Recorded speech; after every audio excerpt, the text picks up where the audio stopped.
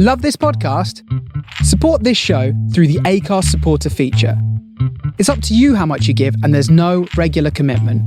Just hit the link in the show description to support now. Explaining football to the friend who's just there for the nachos? Hard.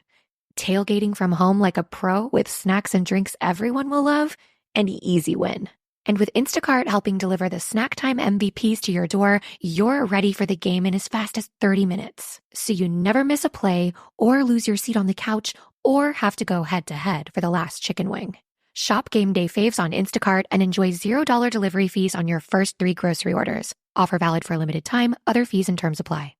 My dad works in B2B marketing. He came by my school for career day and said he was a big ROAS man. Then he told everyone how much he loved calculating his return on ad spend. My friends still laugh at me to this day. Not everyone gets B2B, but with LinkedIn, you'll be able to reach people who do. Get a $100 credit on your next ad campaign. Go to linkedin.com/results to claim your credit. That's linkedin.com/results. Terms and conditions apply. LinkedIn, the place to be, to be. Are you a professional pillow fighter? Or a 9-to-5 low-cost time travel agent? Or maybe real estate sales on Mars is your profession? It doesn't matter. Whatever it is you do, however complex or intricate, Monday.com can help you organize, orchestrate, and make it more efficient. Monday.com is the one centralized platform for everything work-related. And with Monday.com, work is just easier. Monday.com, for whatever you run. Go to Monday.com to learn more.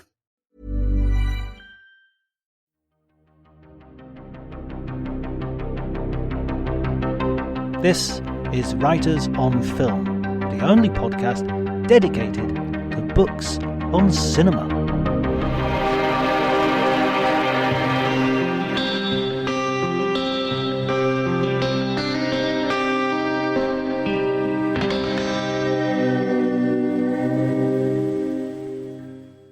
So when we left off the conversation in part one, it quite neatly sort of stopped just before you got married and you left for Australia. So just for our listeners who haven't perhaps had the opportunity of reading that second volume, Time Flies 2, TOO, can you fill us in on what that process was like? It was pretty simple. Once I decided to do it, I did it, and doing it was involved resigning from the company that I'd worked with for 13 years, which was most of my adult life, and talking to my ex-wife and my children, and packing suitcases, and then in typical Virgin style, Richard threw this enormous party.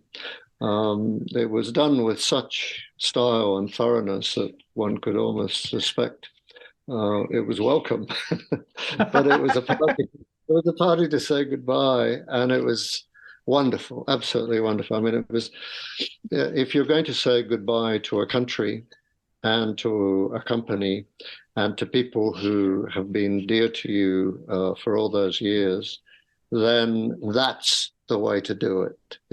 Invite everyone that you're still talking to, and hope that somebody will pay the bill. And thankfully, they did. And so you're still in contact with Richard Branson, right? Yes, yeah. When he comes to Australia, we see each other, and when he doesn't come to Australia, we correspond occasionally. That must be, because you are an important part of Virgin's success, and certainly it's the way it broadened into film. You were a key figure there. I think I was a balancing agent. I think one of Virgin's great skills in employing people, for the most part, was that there was no model for the perfect employee. It was all about creating a team of people, all of whom had disparities in some ways, but whose desires for the company and hard work and self-application was unswerving.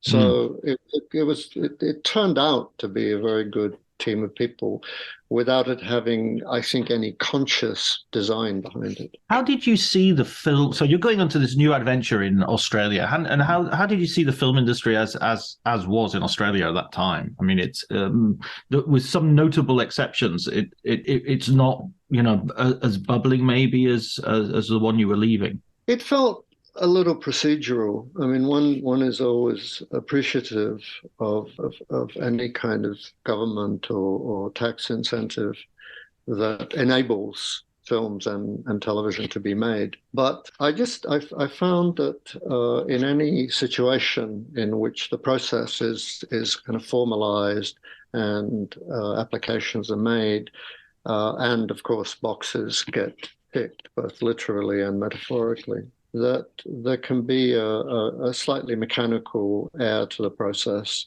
and that lighting a fire underneath yourself is really one of the things that one of the driving forces of making movies, and then lighting it under a few other people as well. So I mean, curiously, one of the first things I did on arrival was attend a conference on the Gold Coast where a lot of producers especially attended. And yes, I felt there was a great kind of optimism and buoyancy, but I felt that it was a little procedural as well. You're able to bring in a sort of outsider's view and sort of disrupt the scene to some degree. What were the first projects that you started working on when you got to Australia? Did you have something already to sort of step into as soon as you got there? No, I joined a company because around the time I was getting married, I met all the principals and I decided to marry them. No, I didn't. I decided to join this company, which assured me that part of its intent in the late 1980s was to make movies as well as television. They were already doing television, and I was reluctant to move into that field, which has never interested me particularly. Except, you know, the more esoteric stuff. But as a whole, it's film on which I felt informed on at that stage on a world scale, and film which I felt was the missing element in the company.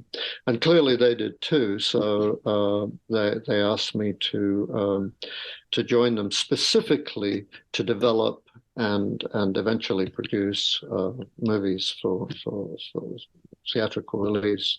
And yeah, it sounds a little like a kind of fishing expedition, but I was sufficiently familiar with the Australian directors whom I thought were of interest or could become so, and so I just met them all basically. There weren't that many, but there was a whole sequence of them who, one by one, visited me or I them. And I felt by the end of that I was educated in who they were and what the aspirations were. One of the pleasures of reading the second volume of your autobiography is that you're meeting a lot of these Australian stars, and specifically the acting talent as well. Although also directors, Andrew Dominik, for instance, is someone who makes his debut film with you, who aren't stars yet, and so you sort of see them coming up and see that progress happening. I'm thinking of Guy Pearce in Priscilla.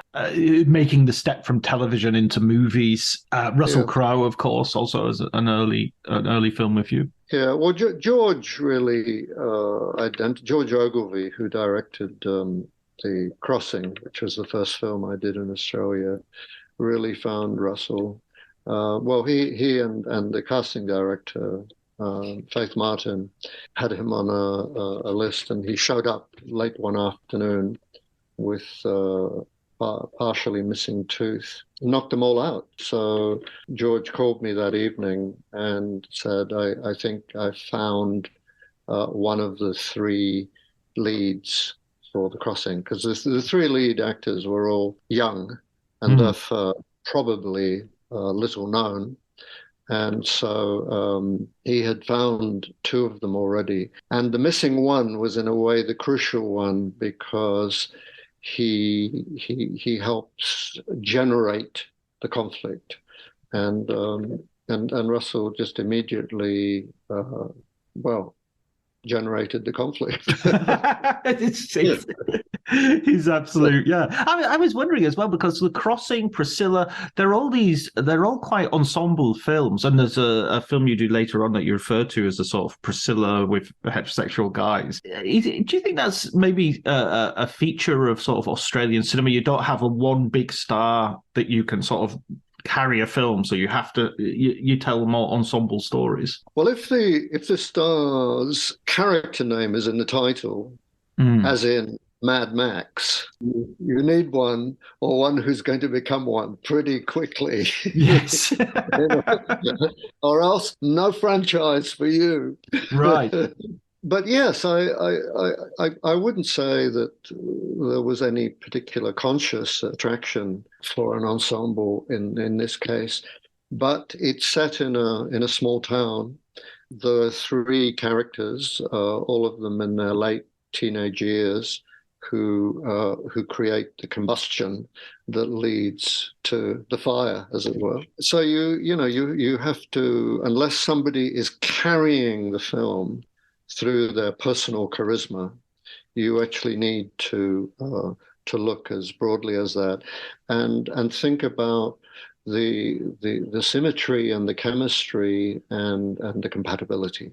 So after The Crossing, and you come into doing Priscilla, which is I was interested to read about the making of that, because it's always interesting to read about a success which nobody really knows is going to be a success, and how all the elements that you think of, or I think of as a viewer, as being sort of nailed on, such as Terence Stamp's performance, for instance, are actually the end product of a long process of trial and error, and that he was a particularly difficult role to cast, the role of Bernadette, I should say. Yes.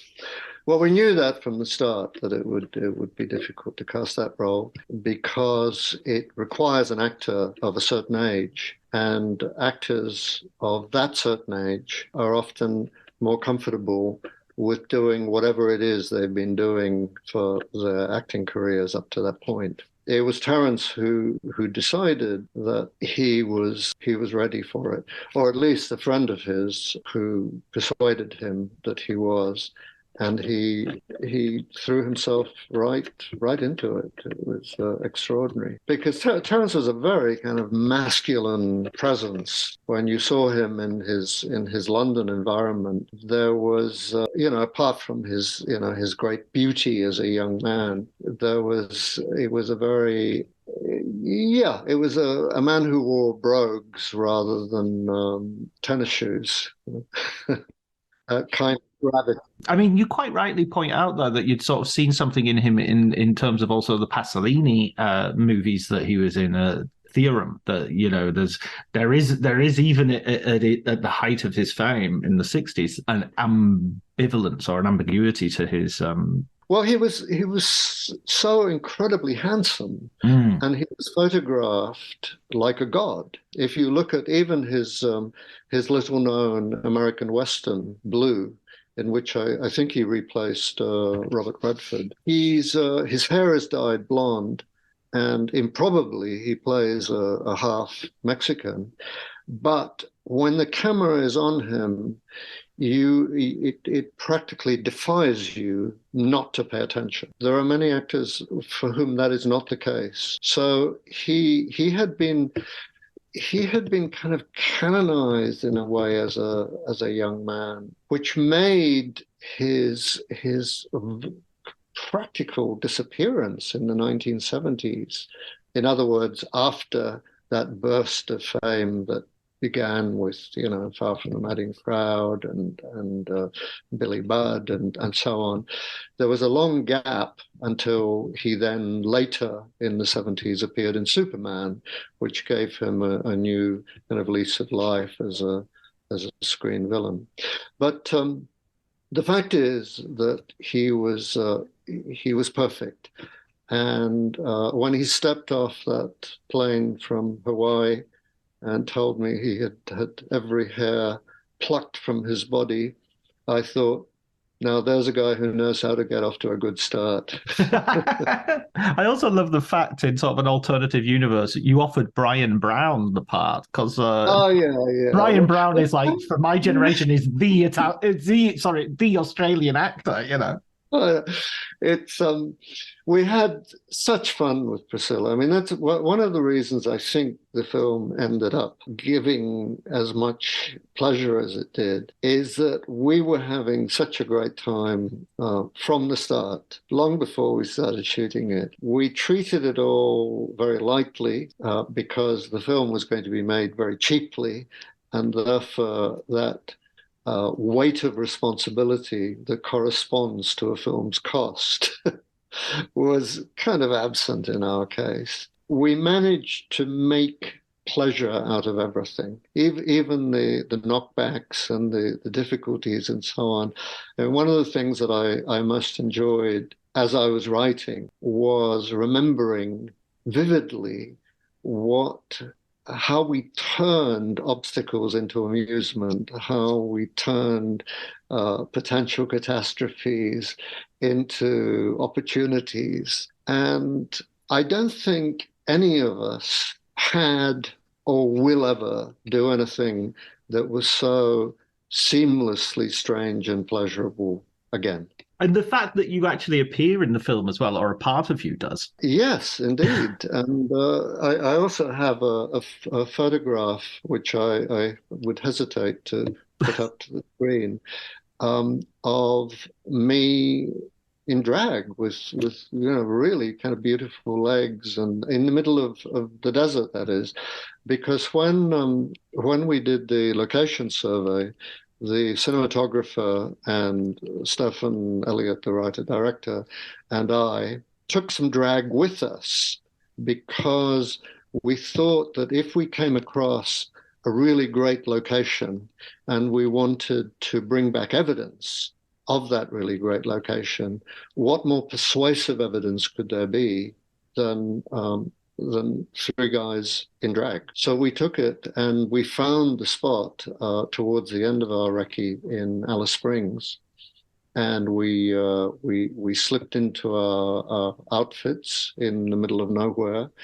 But the middle of nowhere, thankfully, was quite near a road.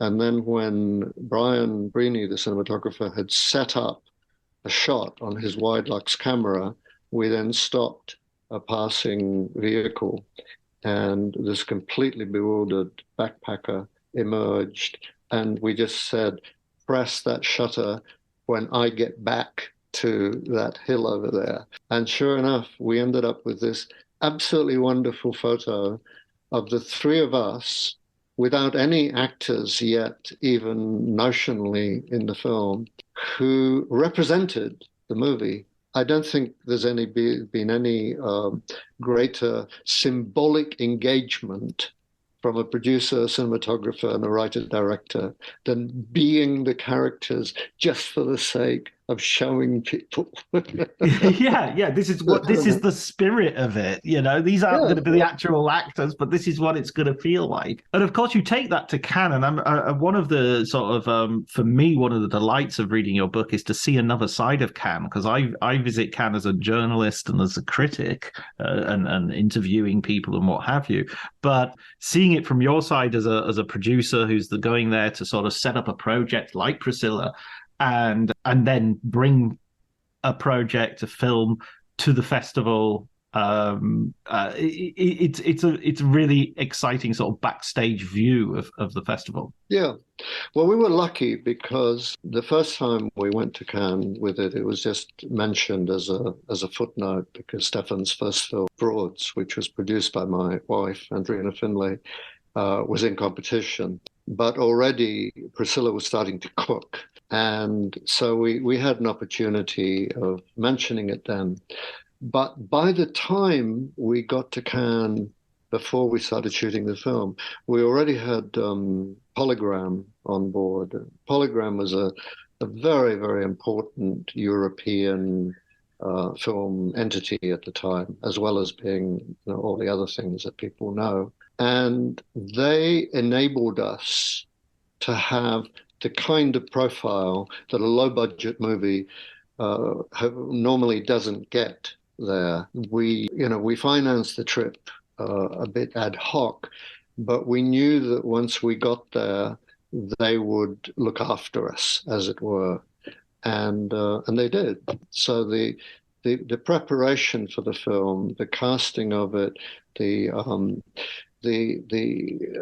kind of absurd kind of dance that existed when we were casting Jason Donovan and or Rupert Everett and so on, was all conducted in circumstances in which we were quite secure. We felt that the film was going to be made, that Polygram would finance it or part finance it. And so that anxiety, which usually corrodes an independent producer at Cannes, was absent in our case because we felt very grounded. And again, the spirit of fun eclipsed the spirit of anxiety. And that went all the way through, so that when you're actually presenting the film, there's a brilliant story about there's an inflatable Arnold Schwarzenegger, and you want to put him, dress him in drag, like go out in the middle of the night and dress him up.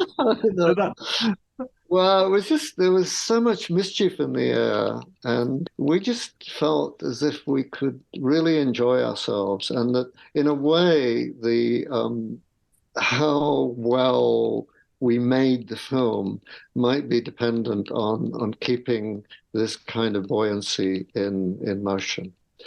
And so it proved to be, because when we eventually got around to it, whilst it was difficult in all the usual ways and many unusual ways as well, it was that spirit never left it. Absolutely. I love the story that you say of Stefan keeping the cameras rolling while there's a costume malfunction in the opening number, and that sort of stays in the film. It's not meant to be there, but it works perfectly. It's kind of like a superb introduction to the characters in the situation. It was really everything just came together in a remarkable way that is as everyone will attest, very unusual in the film business. Even the ABBA tunes that we used, that was a last minute thing as well, because Polygram had just signed them, and suddenly access became very possible in order just to ask, because they had been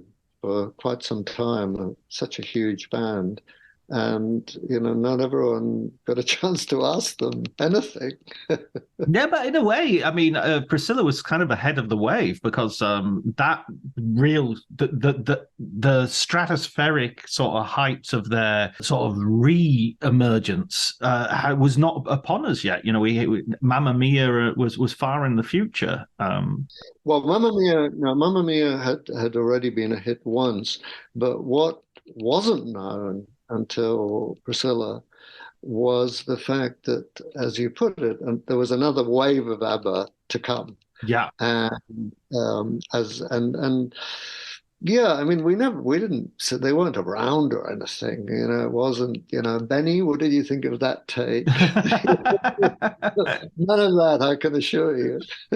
I imagine they would have been scared to be around, because they would have been able to go to the toilet without a worry that someone was going to pop in and jar a memento. Yeah.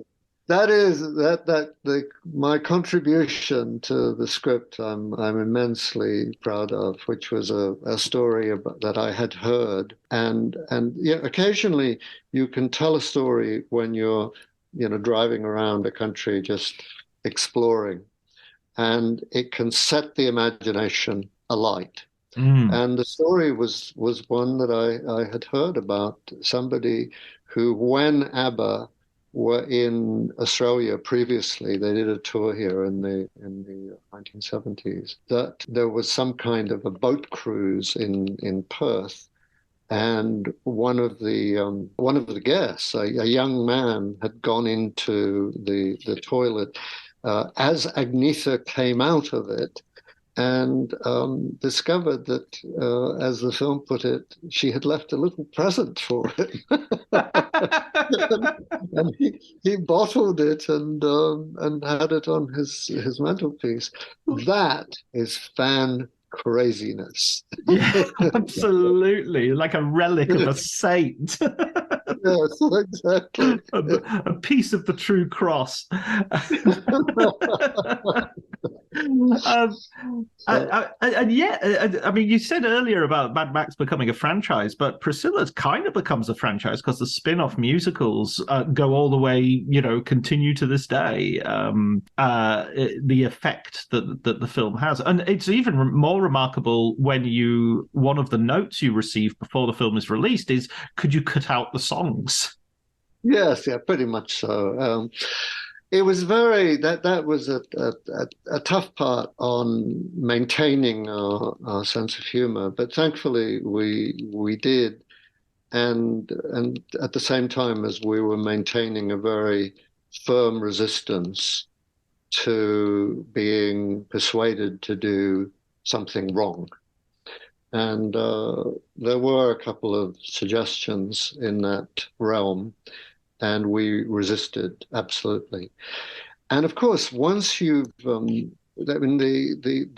business then, and possibly still now, sanctifies successful test screenings. And until you've got the film in a state in which it's possible to test screen it and deliver to an audience what they're accustomed to hearing, because they're not accustomed to hearing a film with partial sound and silent scenes that are supposed to be noisy and so on.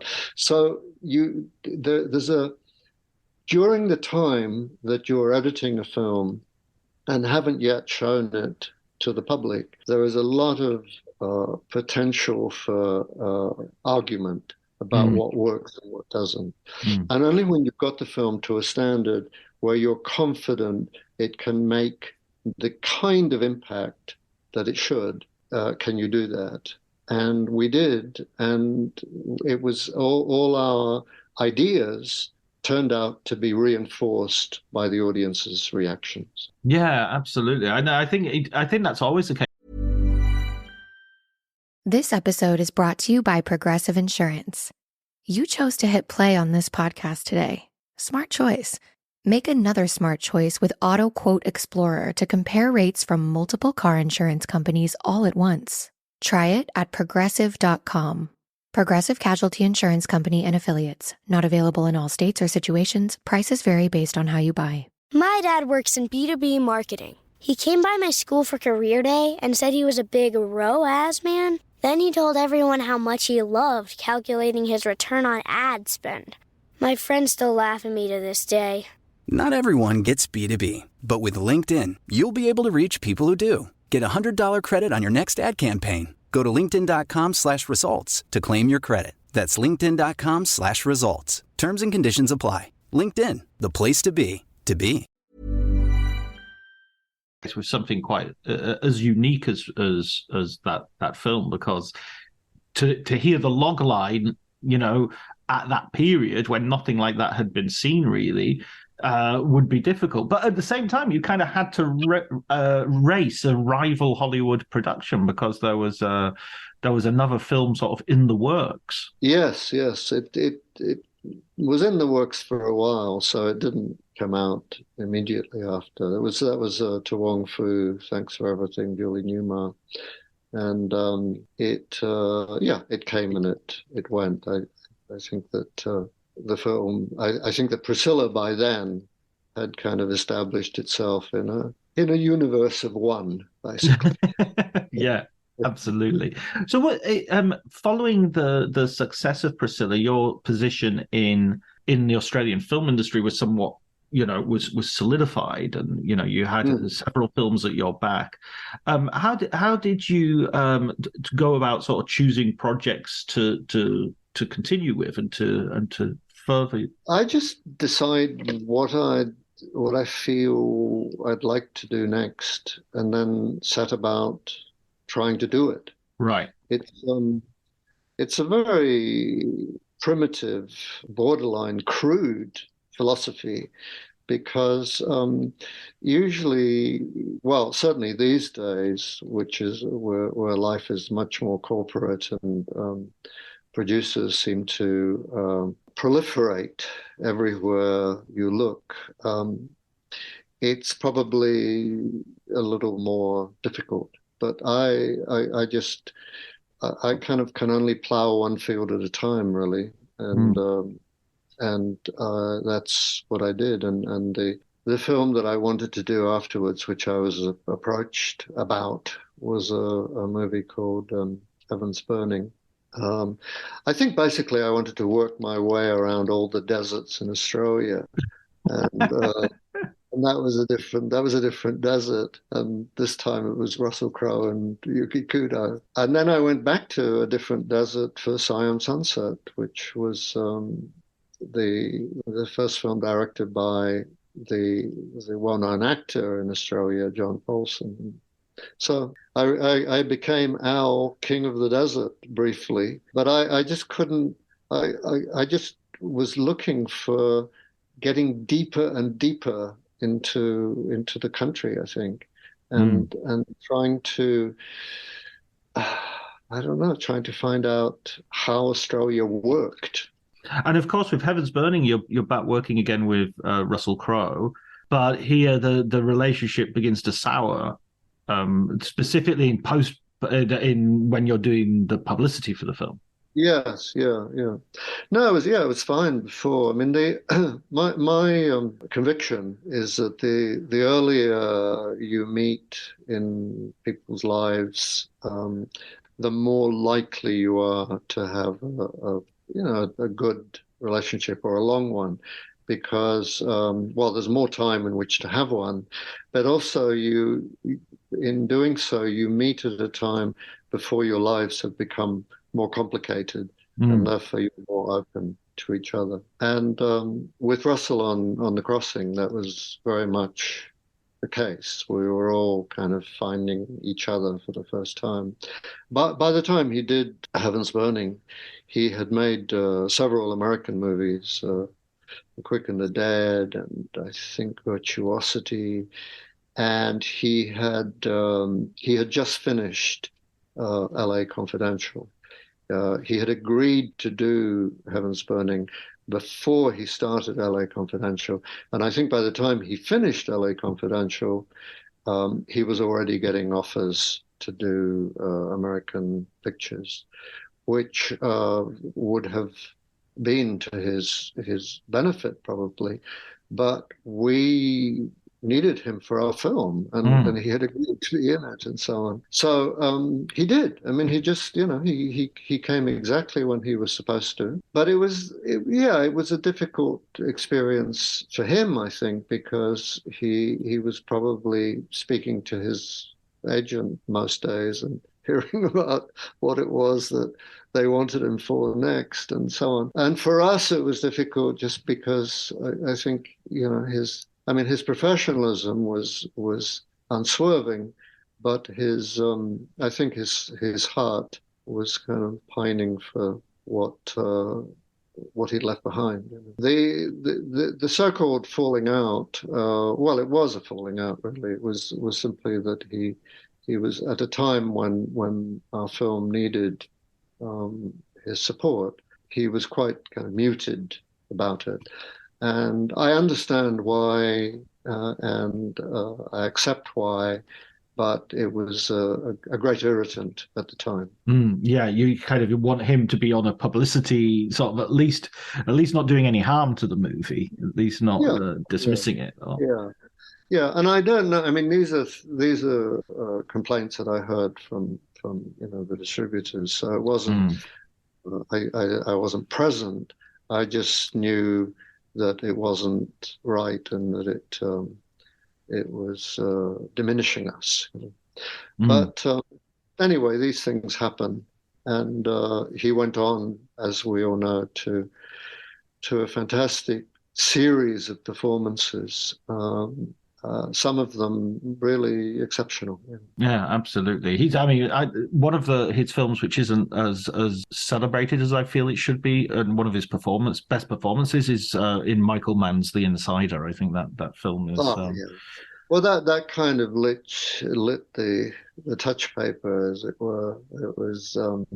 It was remarkable because he was transformed. I mean, and he felt as if he belonged in that kind of film, as indeed he did in LA Confidential, and in what he did, for several years after that. And so you go on and you make a series of films which have varied success. There are some which are greeted by the public with more success than others. It's fair to say. Yeah. Siam's Sunset with Linus Roach, Eye of the Beholder with young Ewan McGregor and Ashley Judd just before. Yep. I think that's done about the same time as Phantom Menace, just before the Obi-Wan Kenobi. Yeah, he came out here not that long after to do it. And then you get to Chopper, which I think is a sort of fascinating film that you're involved with, because it sort of represents maybe a new, I don't know, maybe I'm not confident in saying this because I don't know enough about the Australian film environment, but it feels like Andrew Dominik comes on as a sort of new wave of talents. He's coming on, David Maisho is coming on a little bit later, and suddenly you've got a real energy again returning to sort of Australian film. Yes, I'm always looking for things that come alive in my imagination, and Chopper did. And when I met Andrew, that reinforced it, because I could see that what he aspired to do was different from a conventional crime movie. I mean, he had a way of describing Chopper and describing the things he did and the reasons that he might do something unexpected. Was just, yeah, it's curious how with films you really have to spend anything between a few months and a few years, and the only things you can really devote yourself to are the things where you can kind of anticipate that the journey is worth making. You have to. It's not that you're prescient about exactly how it's going to turn out. All you know is that the ride is one that engenders curiosity and just demands your attention, and that's the barometer really for anyone who doesn't make decisions simply opportunistically. As a producer, was it in any way sort of dispiriting to see these great talents who you work with in Australia then sort of get picked up by, go off to Hollywood and make,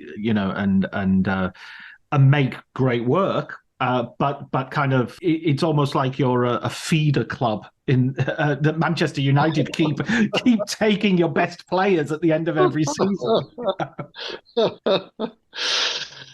No, because I know how the world works, right. And the world works on expanding your universe within it.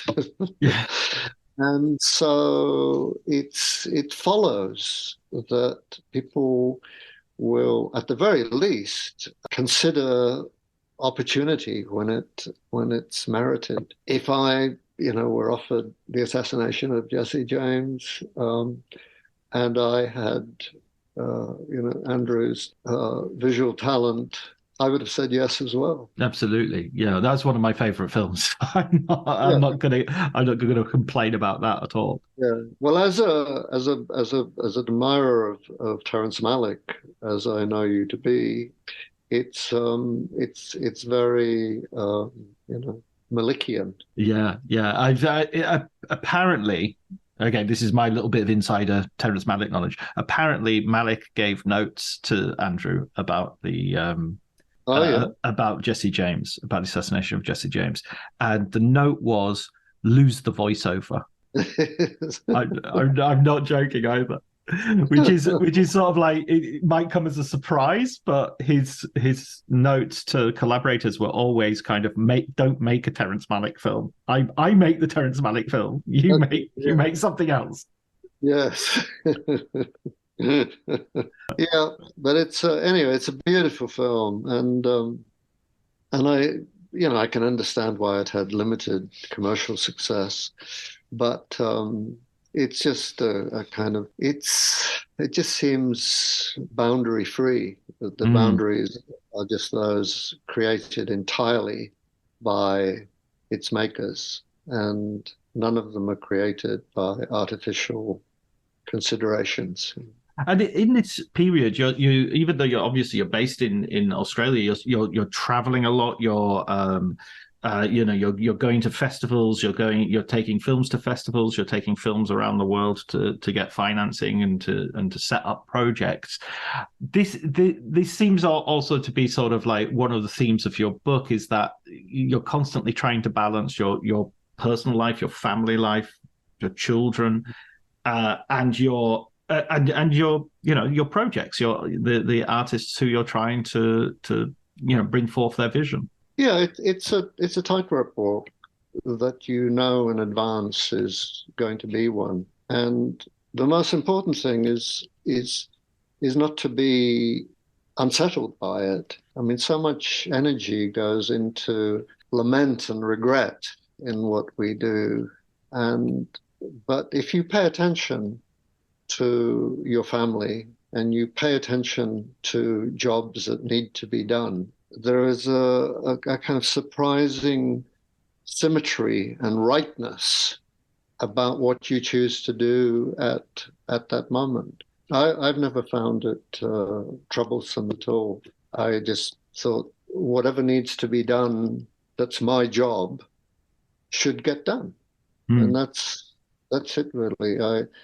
I find it very difficult to discuss producing for that reason, because I have a very simple-minded approach to it, which is, if it needs doing, make sure it happens. Yeah, the way to Moscow is to go to Moscow. Precisely. Looking at the Australian film industry now, how do you feel about it? How do you feel the present state of affairs is? Well, I think that it's adventurous at times. I mean, Australia has always produced a number of films every year that really take you by surprise. Right.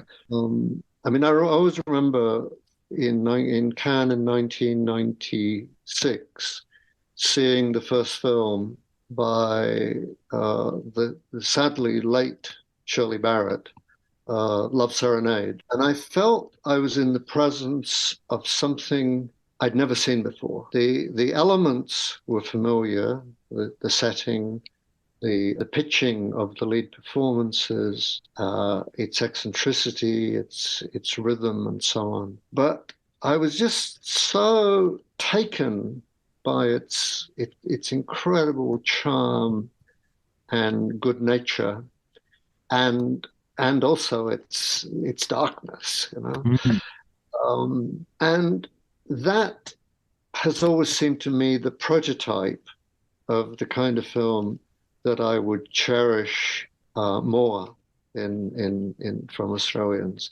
I realize, that not everybody wants to make that film, and that they will want to make some other kind of film, but what I always champion is idiosyncrasy and something that is kind of all-eclipsingly personal. How do you think that compares to the British film industry that you, of course, you're instrumental in shaping to some degree in the 70s and 80s?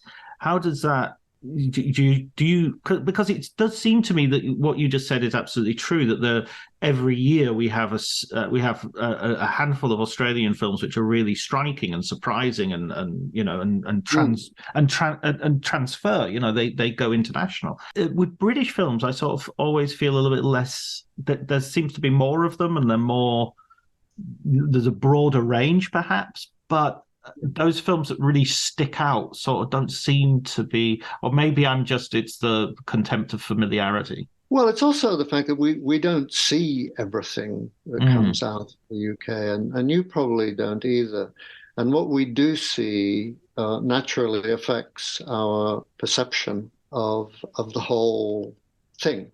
I suspect there are nooks and crannies where remarkable things are being done there.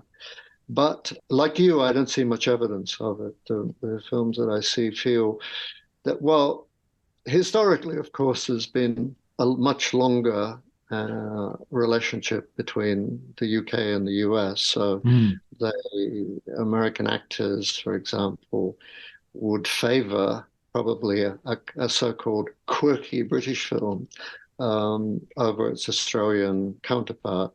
I know Australia is a rising star, or so we hear year after year. But I think as I say, the history and the geography of the US and the UK means that there is a much more fluid relationship there. And yes, I think the further away you are from the availability of instant star power, the more significant and important it is for you to concentrate on doing original work.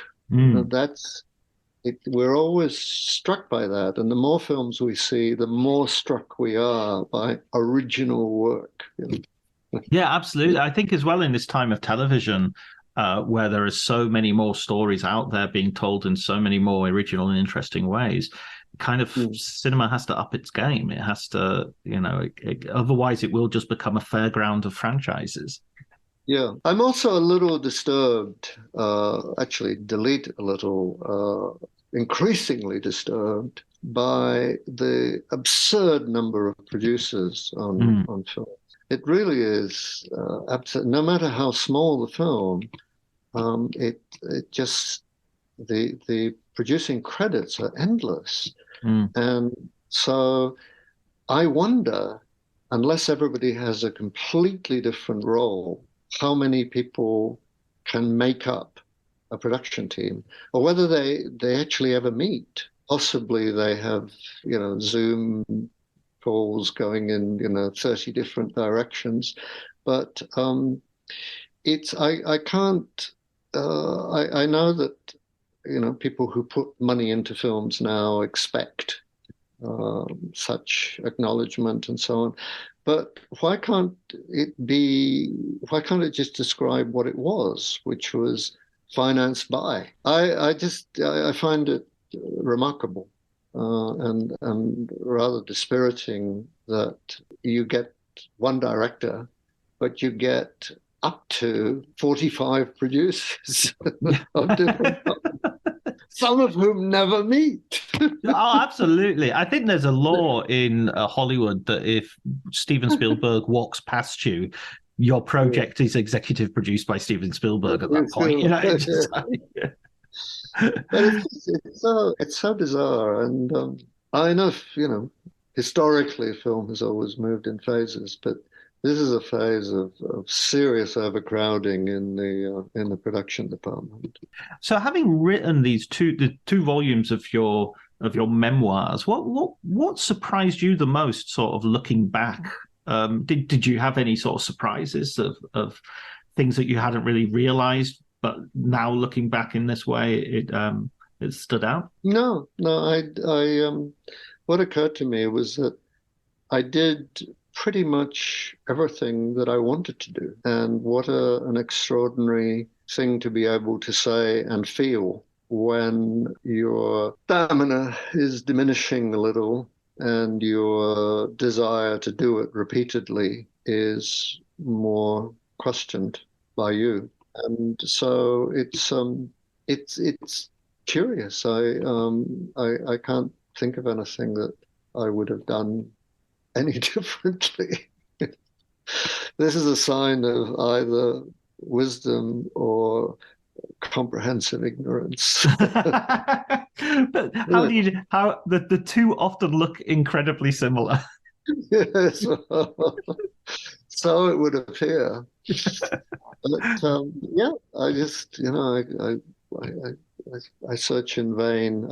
I'd love to. I wish I'd been prepared for that, because there is a potentially great answer to that. I think my favorite one. I can't remember the film in question, but a director was asked once what he would do if he had his whole life to live over again, and without hesitation, he said, "I'd do everything exactly the same, except I wouldn't have made," and then named the film. Right. There's just one film. Film. That's right. Yeah, but it was. It felt quite prepared, and I would hesitate to single out anything that I hadn't wanted to do, because I wanted to do them. Yeah, you wanted to do them for the right reasons, no matter how they turned out. Yeah. Well, and I was confident that they would turn out in a way that was, whilst not exactly the way I envisaged them, in a way that in some cases was even more interesting. And what about now? Have you got any projects that you are sort of dabbling in or putting together? No, I'll know it when I see it. But right now, I'm completely concerned with making sure that my books are read, and that my neglected family is given much more of my attention in the form of a holiday we're going to take imminently, and that 3-4 decades of continuous work are rewarded by variety and pleasure and care. And you still you're still. It takes me back to the very beginning of your first memoir, where you're going to the cinema in Spain to watch to escape. You still pop in the cinema for that same feeling. Yeah, well, we live very near a cinema in Sydney, the Randwick Ritz, which is absolutely extraordinary for me, whose boundaries are boundless, because it shows films of all nationalities. It'll show something that hardly anybody wants to see once a day.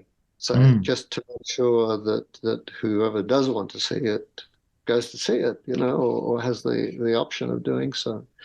And it's at any given time, it's showing 2 or 3 things that interest me. It's an amazing blessing to have the proximity of a cinema as one of the proximity of a good cinema that knows how to program well in one's roaming territory. Yeah, in one's vicinity, absolutely. It's like you need a good bakery, good butchers, and a great cinema, and a good bookshop, and a good bookshop, of course.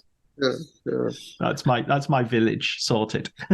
Yes. Well, listen, Al, thank you so much for talking to me once more. It's been a wonderful conversation over these two conversations, really. I've really enjoyed reading your books. I encourage everybody to do so. It's just a fascinating life. Real privilege to talk to you. A great pleasure for me too.